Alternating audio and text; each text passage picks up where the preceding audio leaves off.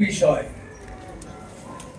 ধর্মের যখন কেউ অপব্যাখ্যা করে, কোরআন হাদিসের অপব্যাখ্যা করে, নবী রাসূলগণের সমালোচনা করে, তখন সঙ্গতভাবেই উলামা একরামের দায়িত্ব হয়ে যায় সেগুলোকে উম্মতের সামনে পরিষ্কার করা, স্পষ্ট করা।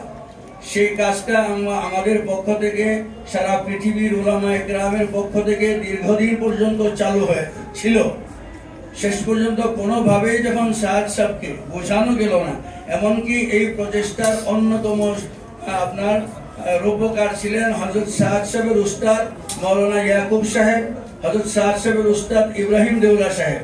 ইয়াকুব সাহেব মারা গেছেন, ইব্রাহিম দেওলা সাহেব এখনো জীবিত আছেন। ওনারা চেষ্টা করে ব্যর্থ হওয়ার পরেই ওনার থেকে পৃথক হইতে বাধ্য হয়েছেন। কাজেই এখন আর বসার একটাই পথ, আমরা তো আর হককে ছেড়ে দিতে পারবো না। সাহেব সাহেব আজকে যদি তওবা করে ফিরে আসেন, কালকে আমাদের বিরোধ মিটে যাবে।